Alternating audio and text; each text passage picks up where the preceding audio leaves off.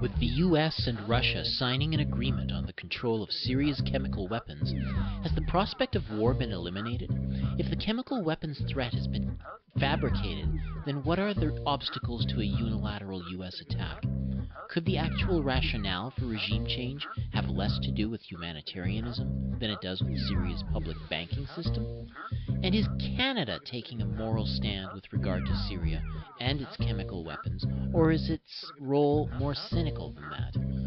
Over the next hour, we'll dig deeper into the developing situation in Syria with researcher and anti-war campaigner Rick Rozoff, attorney and author Ellen Hodgson Brown, and writer and researcher Eve Engler. On today's show, Syria Gambit, Part 2, Why War is Still on the Table.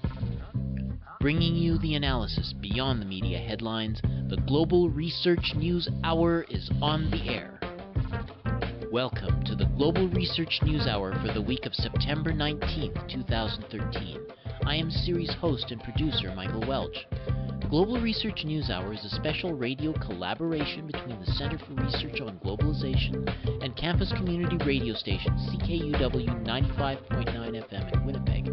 We seek to provide listeners with access to analysis of some of the major issues shaping our world today from thinkers, researchers, and unique political personalities rarely addressed by major media. Our program is available from the Center's website, globalresearch.ca. Our show is also broadcast on the Progressive Radio Network at PRN.FM. We'll begin our show with news notes, a sampling of articles from the Global Research News site.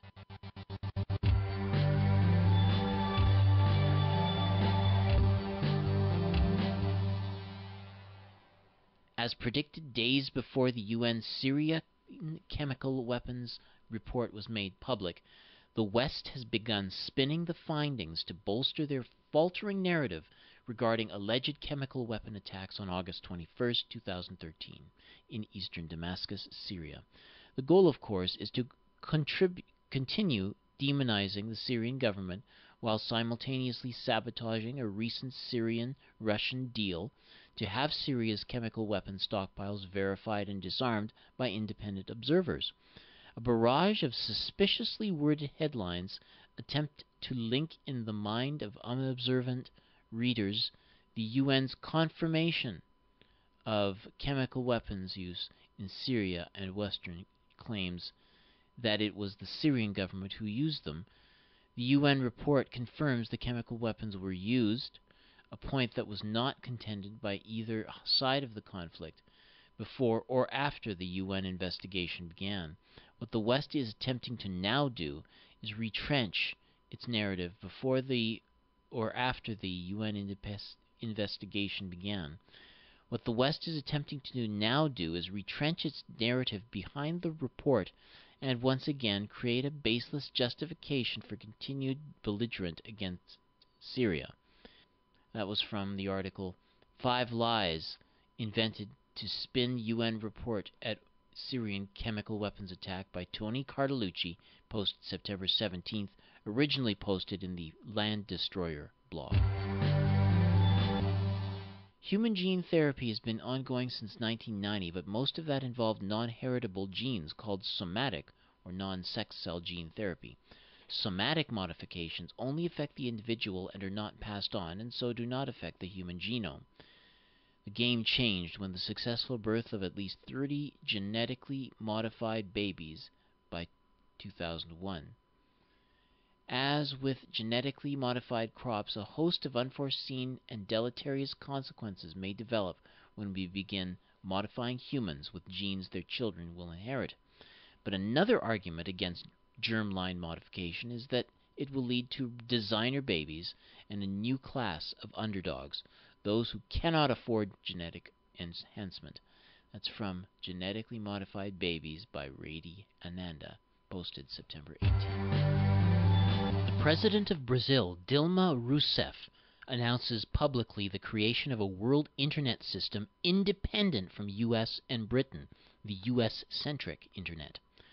Not many understand that while the immediate trigger for the decision, coupled with the cancellation of a summit with the U.S. president, was the revelations on NSA spying, the reason why Rousseff can take such a historic step is that the alternative infrastructure, the BRICS cable from Vladivostok, Russia, to Shantou, China, to Chennai, India, to Cape Town, South Africa, to Fortaleza, Brazil, is being built, and it's actually in its final phase of implementation. No amount of provocation and attempted springs, destabilizations, and color revolutions in the Middle East, Russia, or Brazil can stop this progress. Brazil plans to develop itself from the U.S.-centric Internet over Washington's widespread online spying, a move that many experts fear will be potentially dangerous first step toward politically fracturing a global network built with minimal interference by governments. President Dilma Rousseff has ordered a series of measures aimed at greater Brazilian online independence and security following revelations that the U.S. National Security Agency intercepted her communications, hacked into the state-owned Petrobras oil company network, and spied on Brazilians who entrusted their personal data to U.S. tech companies such as Facebook and Doodle. That's from the BRICS Independent Intersection Cable in Defiance of the U.S.-Centric Internet by Umberto Pascali, posted September 17th. These are just a few of the featured articles appearing last week on the Global Research website. Regular visitors to the site are encouraged to send monetary contributions by fax, mail, or online. Just go to globalresearch.ca and click Donate on the menu bar.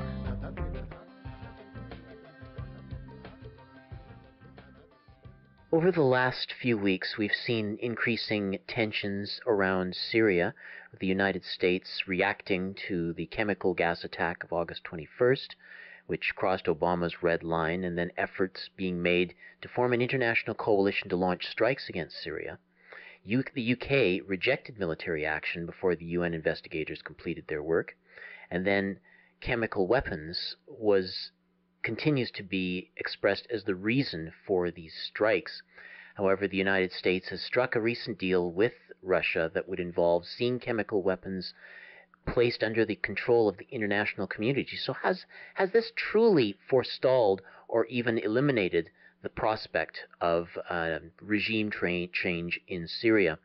Well, to join us to talk about where things sit with regard to Syria and whether or not we've resolved the situation there is Rick Rozoff, who is a longtime campaigner against war, militarism, and intervention.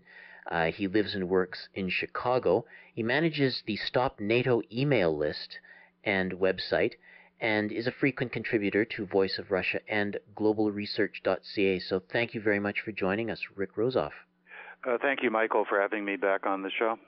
Okay, so what do you make of the events of the last little while? Do you believe that somehow the threat against Syria has been eliminated now that this whole chemical weapons situation is under control? No, I don't believe the threat's been eliminated. I think you wisely, in your introduction, talked about the threat being forestalled or eliminated. It has been forestalled. I think we quite possibly would have seen large-scale U.S. and allied military strikes against Syria a week ago, week and a half ago, perhaps 2 weeks ago, had it not been for the prompt and, in many ways, seemingly fortuitous intervention of Russia when it stepped in and claimed it would offered rather to assist the government in Syria to eliminate whatever stockpiles of chemical weapons Damascus has. That certainly forestalled it. Now, what we're looking at is, depending on which metaphor we want to use, Michael, either a very tense chess game or a series of horizontal chess games going on simultaneously, as chess masters frequently engage in, or a tragedy that has entering, its fourth act and perhaps approaching the climax, but we don't quite yet know, what the ultimate outcome is going to be, what the denouement is going to be. So what we do know for a fact is this, that the United States and its military allies, and we have to recall that when you did mention also in your introduction, or allude to the fact that the United States has been trying to assemble a new coalition of the willing, if you will, much like those used in 1991 in the attack against Iraq, and in 2003 in the invasion of Iraq. And that last tour, the U.S. claimed it had some 33 nations on board.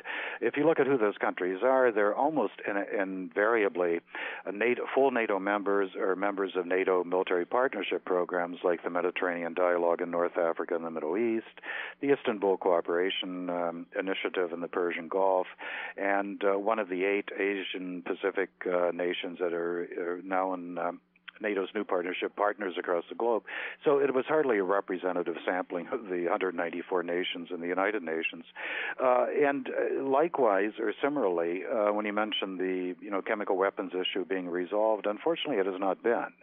The United States and France, and presumably with Britain, all 3 permanent members of the Security Council, are trying to bring the chemical weapons issue up in the Security Council under a Chapter 7 heading in the United Nations, which would permit, and with the Western nations have their way, my goal would obligate the Security Council to authorize military force against Syria at any point at which the U.S. and France and its allies determine Syria to be non-compliant with UN demands about turning over chemical weapons and having them neutralized.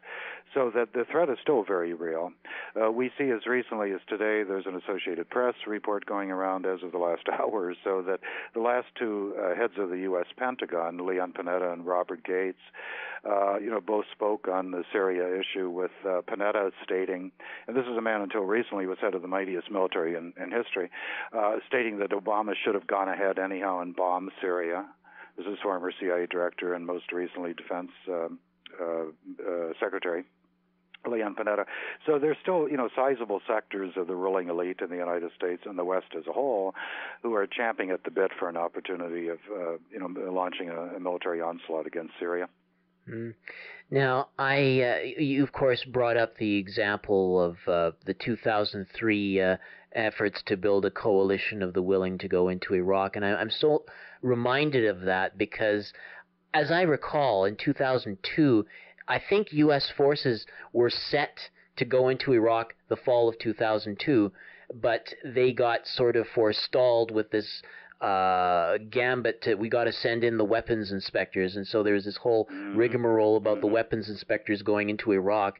And I think those of us who've kind of observing the U.S. for some time, they kind of like they're not really, they're going to find some excuse for going into Iraq. So the weapons inspectors, they did their thing, but it had the appearance, especially in hindsight, of being just a charade.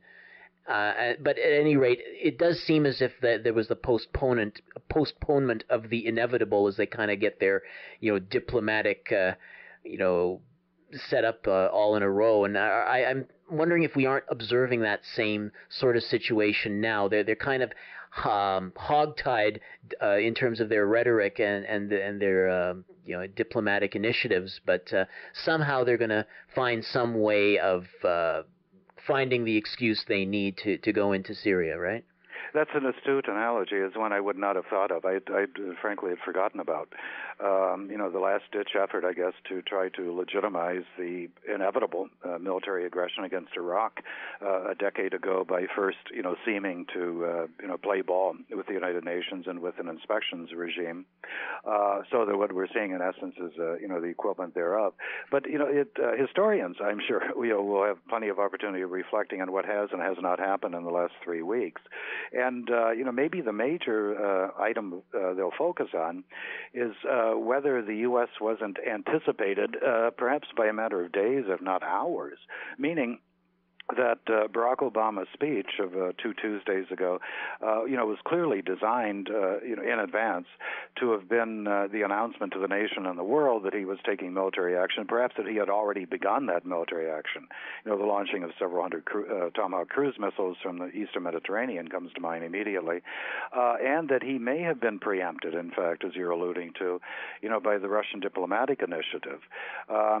Otherwise, the U.S. I think was prepared. Well, I'm certain was prepared to, go at Syria outside of a mandate from the United Nations, from the Security Council, based on U.S. reports. Allegedly irrefutable evidence that the government of Syria had used chemical weapons in a suburb of Damascus on August 21st. And then when we look closer into this, as I'm sure you and many of your listeners have done, Michael, intercepted phone calls, ostensibly, perhaps a cell phone, I don't know. The trajectory of a rocket heading in that direction, anything but definitive or even reputable, claims, by the United States. But when the United Nations investigation team did release their information in the last couple of days, and it's still my contention that the U.S. planned to initiate military hostilities against Syria prior to the release of the United Nations report. Because the report would not have been as unequivocal. It may, in fact, have been very unfriendly to U.S. War contentions. And we now know, as of today, that the Russian government is prepared to present evidence to the Security Council attributing the, chemical weapons use to the rebels. Mm-hmm. To the U.S.-backed insurgents, domestic and foreign, bent on overthrowing the government in Damascus and effecting the regime change you alluded to in your introduction. Mm-hmm. Now, the U.S. presumably knows that this isn't about chemical weapons. The Russians know it isn't about chemical weapons. And no doubt a lot of the UN officials and leaders around the world know that there's another game being played that's not related to the official rhetoric around this. So I guess what are your thoughts about why it is necessary to conceive this rhetoric? Why we can't be a little bit more direct? Is the U.S. really constrained by these sorts of diplomatic maneuvers? I mean, don't they have the power to go ahead anyway? That's a good question. My immediate assumption is yes. No, they are not constrained, and yes, they have the power, certainly, and the desire to go ahead otherwise. So it does beg the question, I think, as you're mentioning, then why not, right? Why has the U.S. not gone ahead anyhow? As it, is proven as a track record of scorning world public opinion when it chooses to. And this would simply be one more incident of, reckless brigandage around the world. And as the U.S. has not been held accountable for any of the previous ones, why for this? And I've asked myself that question, as I'm sure many of us have, and I'm not quite certain. Unless, there's a statement today by Syrian President Bashar al-Assad, thanking Russia for its support, diplomatic and presumably more than simply diplomatic. And, the Novosti, the Russian information agency Novosti account of that, paraphrasing his comments, state that Russia's move is contributed to, and this is, a paraphrase of Assad's comments, a new balance of power in the world. And I don't know to what extent, we can only speculate, but that what has happened with the U.S., at least temporarily backing down, is in both a reflection of and a revelation and an assertion of that new balance of power in the world. That as U.S. may sense that with Russian and Chinese opposition to military strikes against Syria being as firm as long-standing and as undeviating as they've been, that the U.S. is up against something a little stronger than they were in past efforts like the wars against Libya, Iraq, Yugoslavia, and others over the last 14 years. There are reports that some of your listeners may have seen. I've seen more than one account of it. Is that China is deploying naval vessels to the eastern Mediterranean, which may be the first time they've ever done this. And these are warships. In addition to the now permanent Russian military, the presence of Russian Navy in the Eastern Mediterranean, which is increasing in size. So, these may be indications that the U.S. cannot work its will with complete impunity, and that it's coming up against an emerging new world order, which is multipolar. And that will, I think most countries in the world are either bribed or intimidated or some combination of the two, and will vote very dutifully with the United States, both in the Security Council and in the General Assembly at the United Nations. But it only takes a couple of permanent members like Russia and China, and maybe a handful of other countries in the world to say, no, thus far and no farther. And that no further acts of military aggression against sovereign nations will be tolerated. And it could be through back channel and other communication that the U.S. is aware of the fact that it's run up against a brick wall with Russia in the first place. Of course, Russia and China working jointly, and standing behind them. Perhaps we have to remember the recently concluded summit of the Shanghai Cooperation Organization. Issued statements, quite clearly opposing any foreign military intervention in Syria. And this is an organization which, through its members, its observers, and its dialogue partners, accounts for well over half of the human race. Now, I know that the Israel lobby has been lobbying very aggressively the U.S. Congress to support this a military intervention in Syria. Could you maybe explain where Israel fits in this whole geopolitical mess? Well, I think it's a question of exactly where it stands geopolitically vis-a-vis Syria, as distinct from where the Israeli government is, what the Israeli government is willing to publicly acknowledge is, are its interests.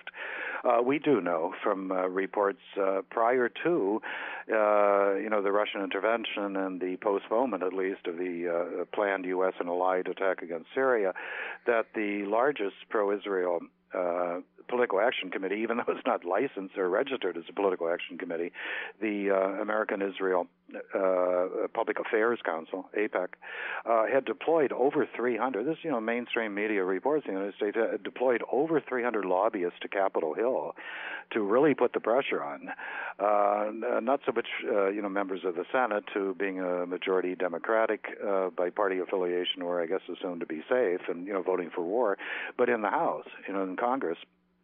House of Representatives to put the pressure, but good. And, of course, all 435 members of the House are up for re-election next year.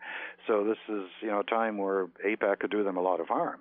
But for the U.S. either taking advantage of the Russian proposition, again, depending on how one wants to interpret this, taking advantage of it or being stymied by it, also prevented what would have been, ultimately the, a showdown between AIPAC and the majority of congressmen in the House who were against military action. And with what results, I can't say.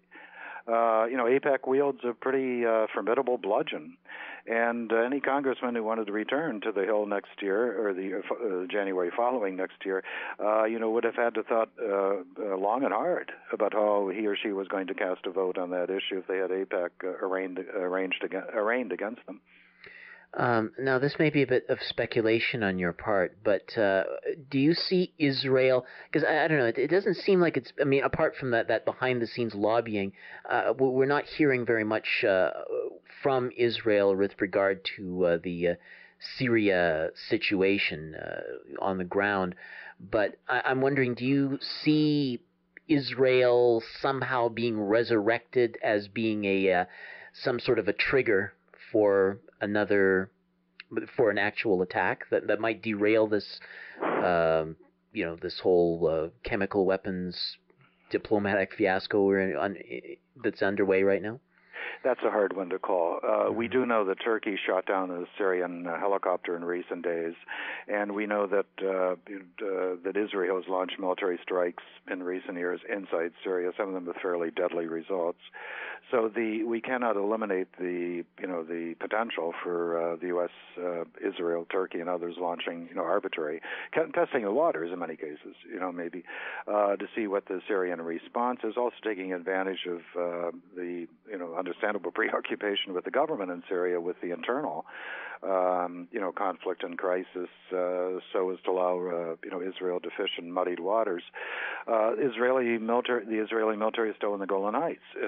Israel still has an overwhelming military superiority in the Middle East. I mean, comparable. There's no comparison between its military, strategic as well as conventional capability, and all the other nations of the Middle East combined. So we have those factors, but we have to remember that roughly 13 months ago, a little bit more, the Israeli ambassador to the United Nations, Ron Prozor,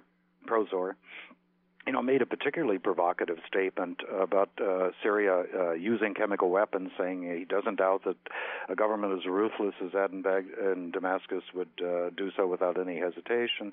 And this is, more than a year, before the events of August 31st of this year, so that it almost suggests that Israel has been poised to exploit the weapons of mass destruction issue, chemical weapons issue again. As it had earlier with Iraq, as we talked about a decade ago. So there's who knows? I mean, the Israeli government may figure that having a post-Assad, post-secular jihadi state, or not even state, but a state of chaos, indeed, in Syria, should the rebels be successful, might not be altogether in Israel's interest. But a former Israeli official was quoted, I think, not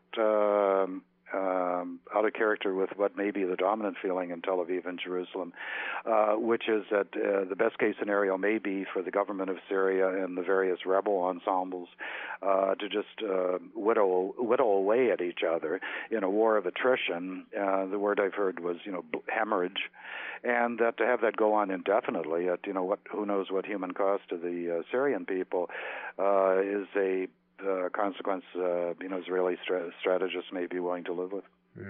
Now, I no doubt you're pleased with the way Russia's. The military strikes have not yet happened, largely due to the efforts of the Russians. But I guess we have to remind ourselves that there's a lot at stake for Russia. If there is some sort of a regime change in Syria, do you want to maybe help explain those stakes for us? Sure, and I would have to say that I'm not entirely pleased with the level of Russian intervention. Simply to forestall an attack, and your choice of verbs was correct, of course. To postpone, rather than to definitively eliminate such a prospect, by having Syria effectively capitulate and acknowledge that they have a chemical weapons arsenal, as I'm sure Israel does, incidentally, and two, that they will join the convention on the non-chemical weapons and destroy their arsenal. In many ways, is comparable or analogous to what happened with Iraq earlier, as you alluded to, and Libya. Most recently, both of whom eliminated any weapons programs, unconventional weapons programs that the United States took issue with, only to be attacked and invaded and have their governments overthrown and their heads of state killed. So that this isn't a victory in and of itself, of course. What would Russia lose? Enough that I think it could have taken, even to date, and certainly can from here on in, a much firmer stance. They have their only naval facility, their only real military facility outside Russia, excepting now in the contiguous newly independent states of South Ossetia and Abkhazia, but really speaking, outside of Russia, the naval facility at Tartus on the Mediterranean in Syria. Syria remains, of the 22 members of the Arab League, with the U.S. doing some very serious geopolitical, remaking, of the world in the post-Cold War period, remains the only one of the 22 members of the Arab League that arguably has close state-to-state economic and military relations with Russia. The others have been weaned away from Russia in the post-Cold War period. It is, the only major state in the entire Mediterranean Sea basin that is, excluding, temporarily Lebanon,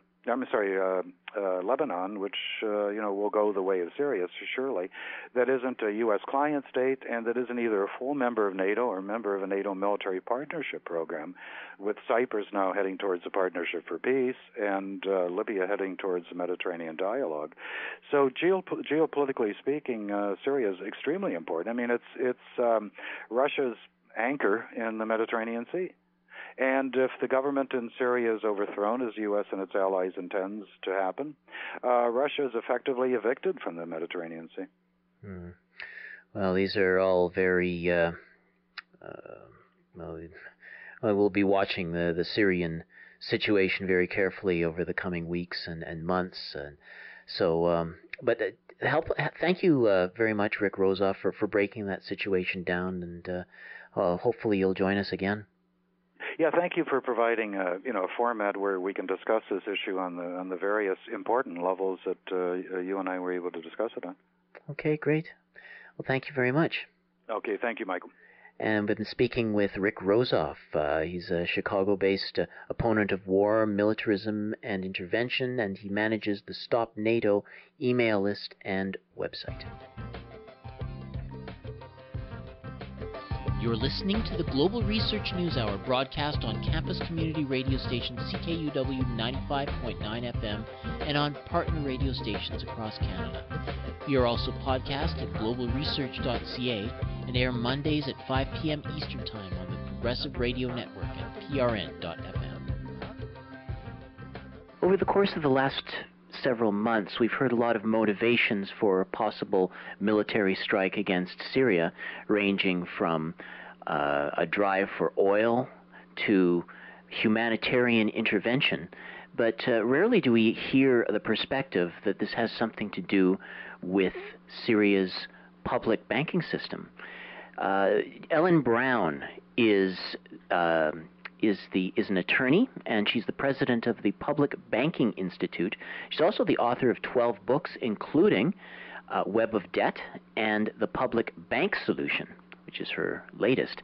And she's going to tell us now about a recent article she wrote earlier this month. Ellen Brown, thank you for joining us. Thank you, Michael. Okay, so the name of your article is Wall Street's Secret Economic Endgame, Making the World Safe for Banksters, Syria in the Crosshairs. Now, could you maybe just guide us a little bit about your argument here, that this is related to Syria's public banking system? What I was writing about there was that it was an article that Greg Palast wrote about Larry Summers and Tim Geithner having an exchange in the late 1990s, where Geithner was writing to Summers and mentioned the financial endgame of the World Trade Organization, and then he gave the private phone numbers of some big Wall Street banker CEOs, and so what the endgame was that they wanted to open the world up to derivatives. That the U.S. banks were, they relaxed the Glass-Steagall, or they got rid of the Glass-Steagall Act, the part of it that prevented investment banking and depository banking in the same bank, commingling those assets.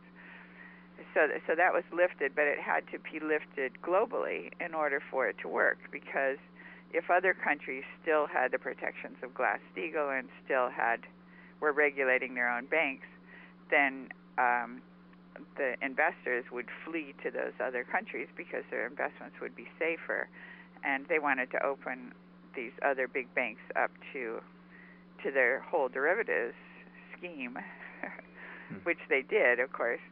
And the way they did it was to persuade all the members of the World Trade Organization to sign this financial services agreement that did open up all their banks to this sort of financial products, whereas before the World Trade Organization was just basically about trading physical products, their bananas for our cars or something. But now it included financial products. So that worked. So you mean things like derivatives? Yeah, derivatives, repos. That worked, but not everybody's in the World Trade Organization. So there are few holdouts, and these are also holdouts from the Bank for International Settlements, and that would include these 7 countries that were mentioned by Wesley Clark it was a Democracy Now! interview around the time of the Iraq War, and he said he had been told after 2001 by a general that we were going to war with these, that we would be going to war not just with Iraq, but with these 7 countries. They're all Islamic and in the Middle East area. So it was Iraq, Iran, Libya, Syria, Lebanon, Sudan, and Somalia. And indeed, that seems to be working out, and they've taken down Iraq, they've taken down Libya, and Iran has been pretty well circled. I mean, it's been boycotted heavily, and Syria is the current big target. Now, what these countries, like since they've been taken down, like Iraq, for example, Libya, what has happened to the banking system since those encounters? Well, Libya was particularly interesting. I wrote an article on that too. Before they had, the rebels were just supposedly this bunch of ragtag rebels, and they set up their own central bank. This was in March of whatever year it was. Was it 2011? 2011? When they were just starting this war. So that's a pretty sophisticated thing for rebels to do. And so a number of commentators remarked on that, how odd that they were setting up their own bank. It seemed to be somebody bigger was prodding them on that. And the Libyan central bank at that time, Gaddafi was attempting to organize this entire Africa. It would be the equivalent of the World Trade Organization, but it would be, or the equivalent of the IMF, but it would be the African Monetary Fund, and they would fund projects such as what they had already done in Libya by issuing their own money through their own central bank, was to turn the desert green by bringing the water to the desert, and they were starting to do that elsewhere, and the funding was coming largely from Libya. And of course, Gaddafi wanted to abandon the dollar and the euro and to sell oil or to sell products generally in this gold-backed currency, the gold dinar. So he was attempting to set up that system in Africa so they'd be independent. And this obviously had to be stopped, and it was stopped.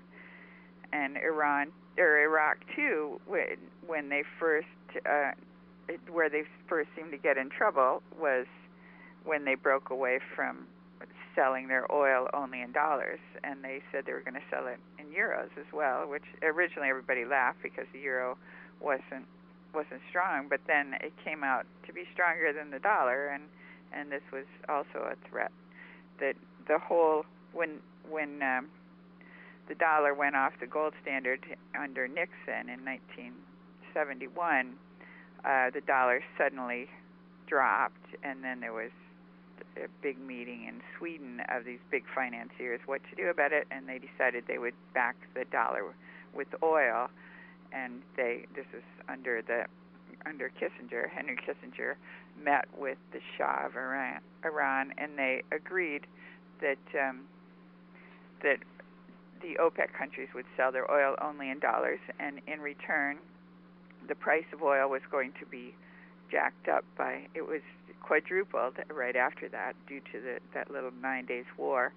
And so all these countries that thought they had enough dollars to buy their oil, suddenly, because the price of oil had gone up by a factor of 400%, they no longer had sufficient money, and so they had to borrow from the Wall Street and London banks, and that put them all in debt to Wall Street and London.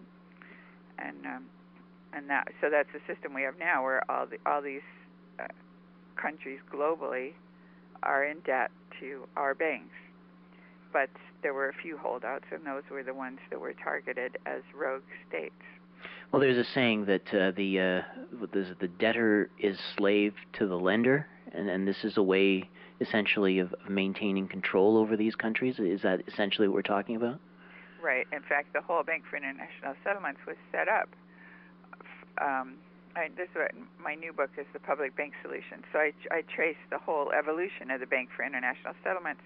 It started in 1912. The Commonwealth Bank of Australia set up their own central bank that just issued credit for the purposes of the nation, and they did remarkable things. They rebuilt the nation. They, put in roadways and seaways and all sorts of infrastructure, and they financed their participation in World War I without having to borrow from England.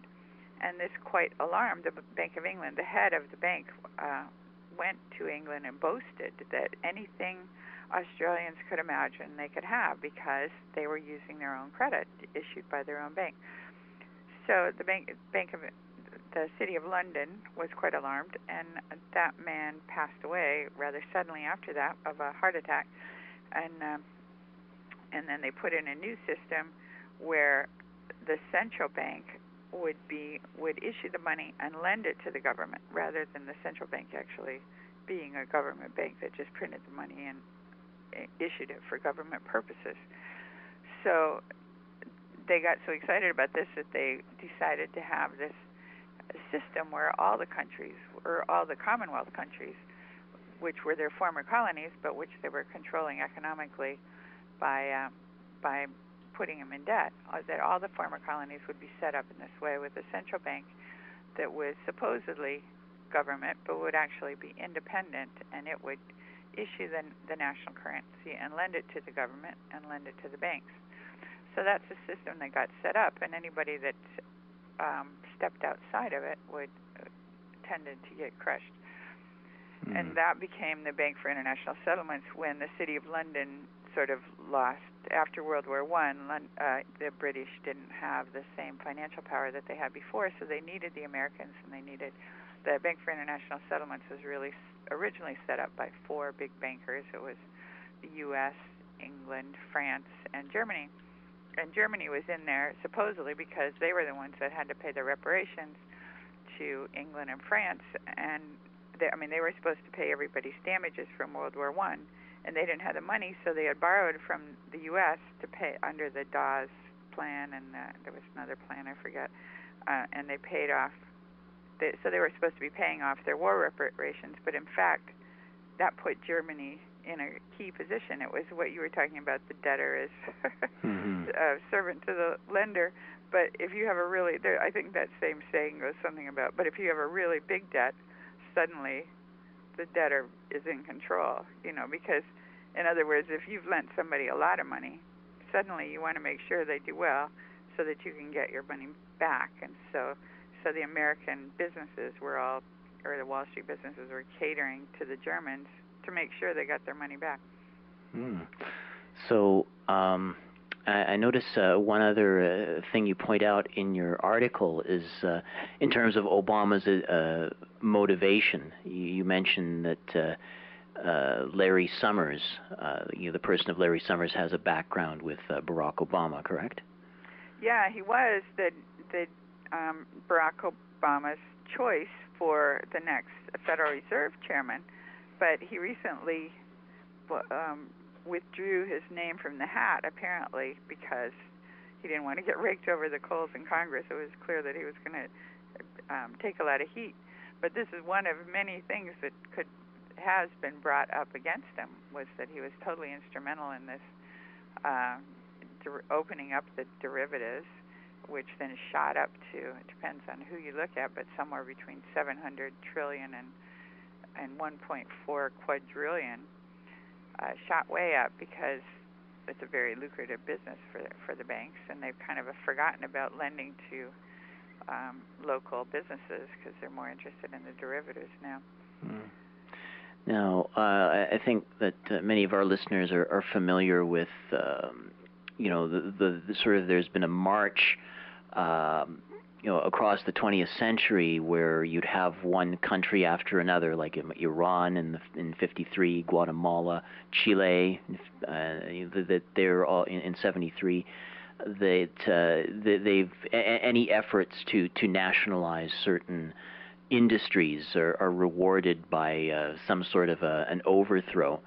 Are there any other such state? I mean, you mentioned the state-owned banks in Syria and Iran, but are there other assets there that might act as some sort of a motivation for overthrow?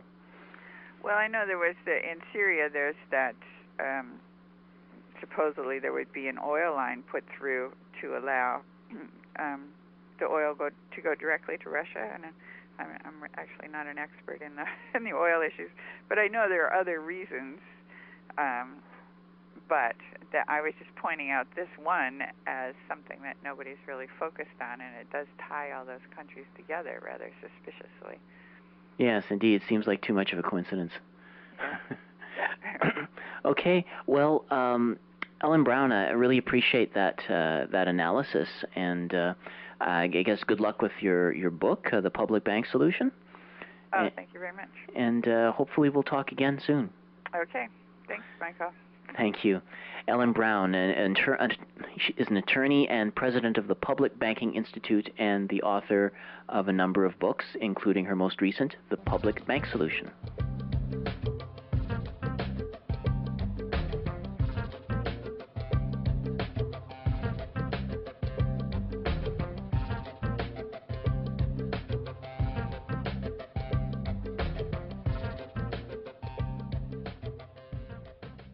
As the Syria drama plays out and international players stake their positions on the world stage, where does Canada fit in to the global events as they unfold?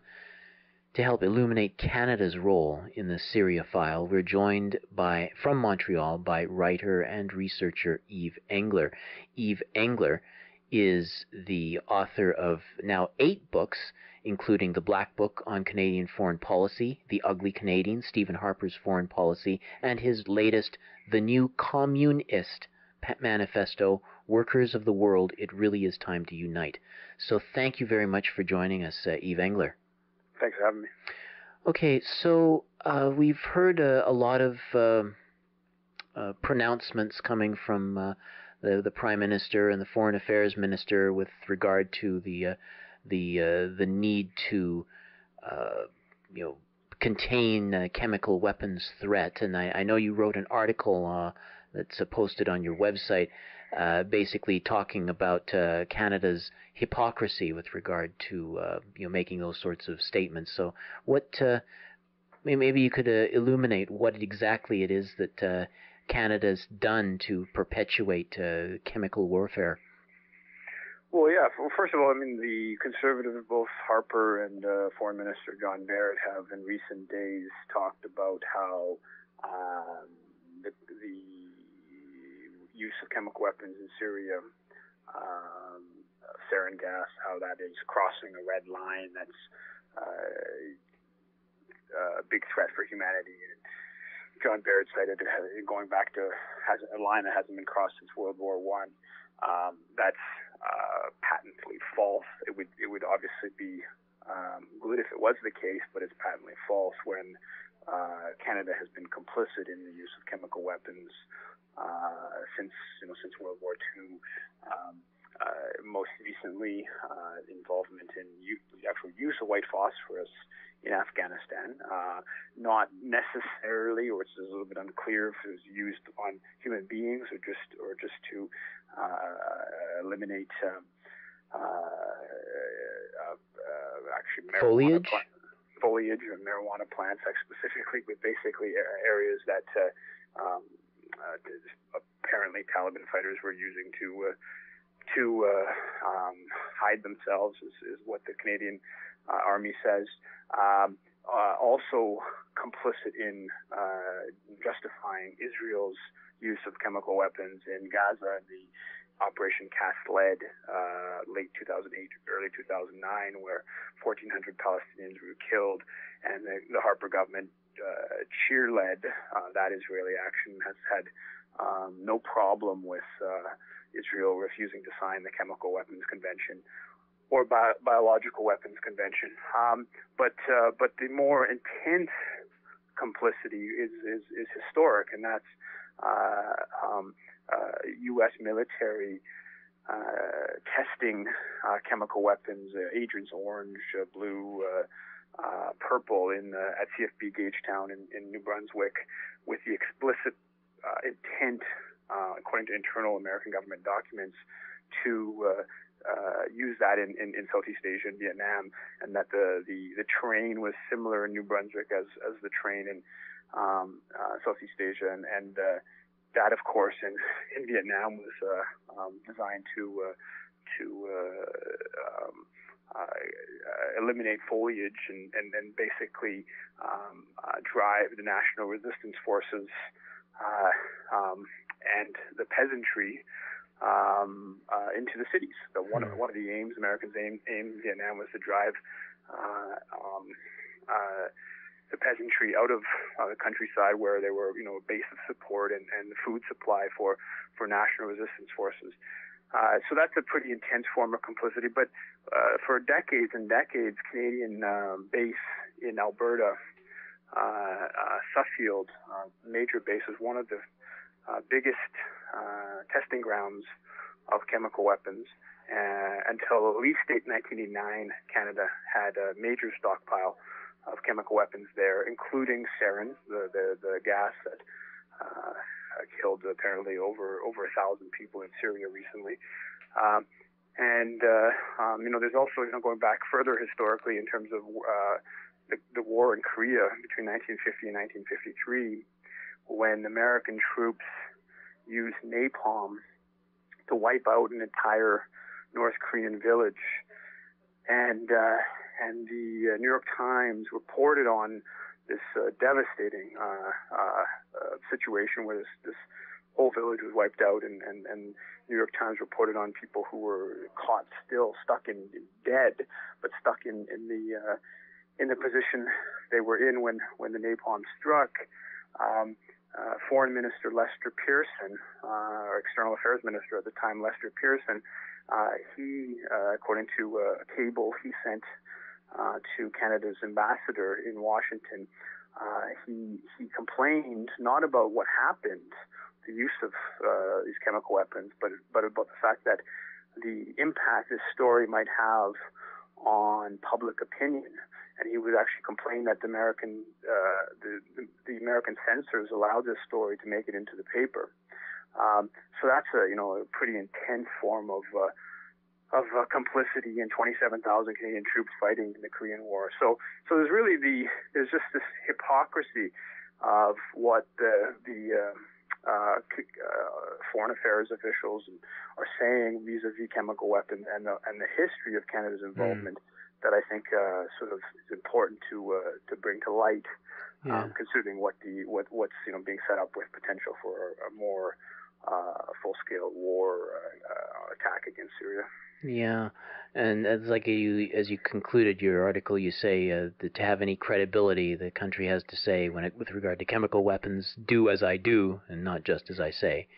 For sure, and that's it's a principle that sort of runs throughout Canadian foreign policy, of this hypocrisy of double standards, and it's unfortunately it's in the case of chemical weapons, I've written 5 books on Canadian foreign policy. I've read through hundreds of books on Canadian foreign policy, and quite honestly, I had very little knowledge until recently. Very little knowledge about the Suffield base in Alberta. That it's not in any way denied that there was chemical weapons testing taking place there. In fact, there's a class action lawsuit by Canadian troops, former soldiers who were poisoned, basically, unknowingly, were exposed to some of these weapons.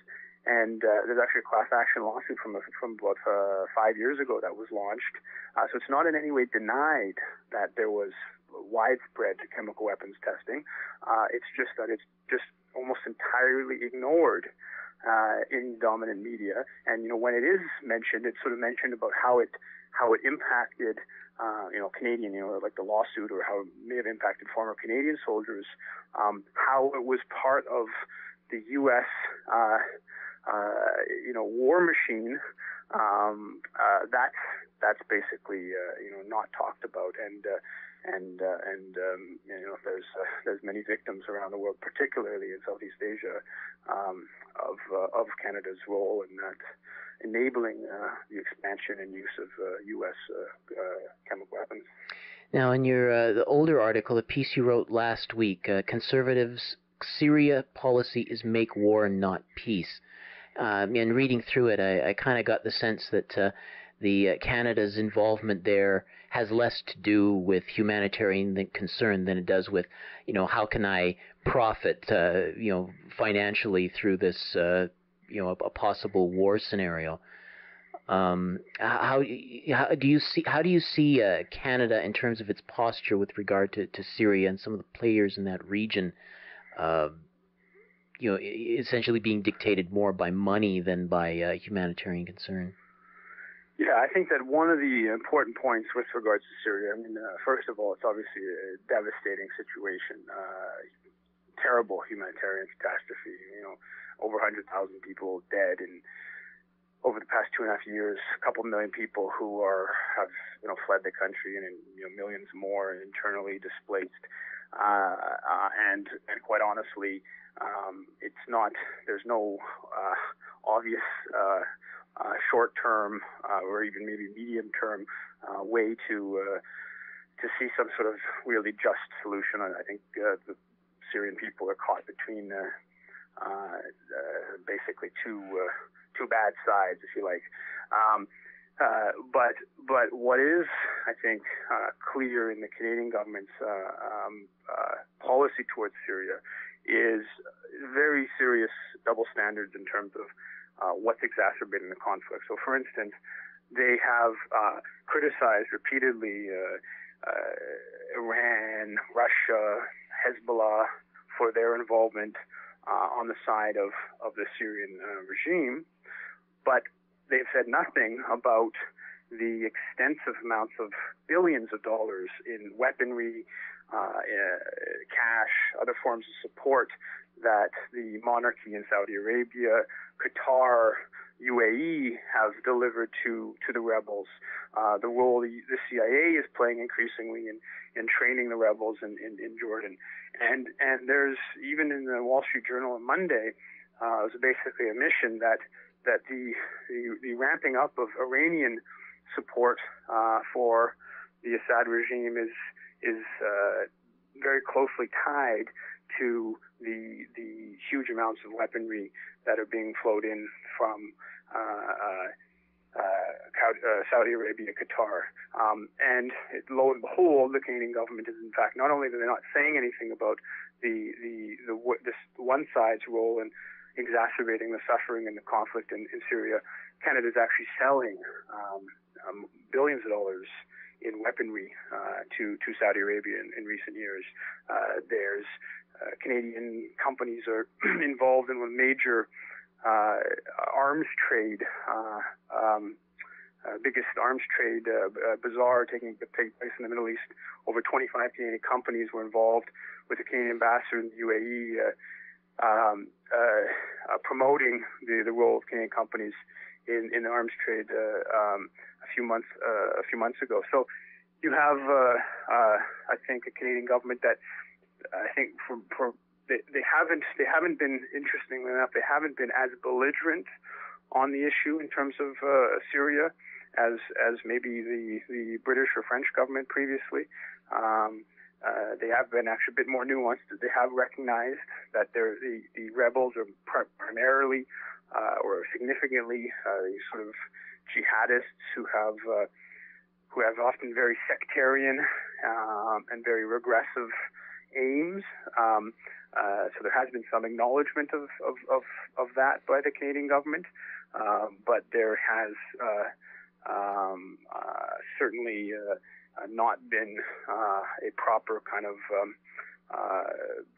policy towards the different regional actors, and in fact have exacerbated things by flowing in weapons to some of the countries that are the major backers of the rebel groups. Okay, Yves Engler, I think we're probably going to have to leave it there, but thanks for enlightening us a little more about that sort of hidden history of Canada's involvement in a lot of this war-making aggression on the world stage. Thank you so much. Thanks for having me. Yves Engler is a writer and researcher based in Montreal. His latest book is the new Communist Manifesto, Workers of the World, It Really Is Time to Unite. You've been listening to the Global Research News Hour. You can hear our programs every week on CKUW 95.9 FM in Winnipeg and on partnering radio stations across the country. We are broadcast on the Progressive Radio Network at prn.fm. You can also download each episode from the website globalresearch.ca. To leave feedback on this program, email globalresearchnewshour@gmail.com. Starting the first week of October, the Global Research News Hour will air on CKUW 95.9 FM in Winnipeg, Canada at its new time, Fridays at 1 o'clock p.m. Central Time. I am series host and producer Michael Welch. Join us again next week.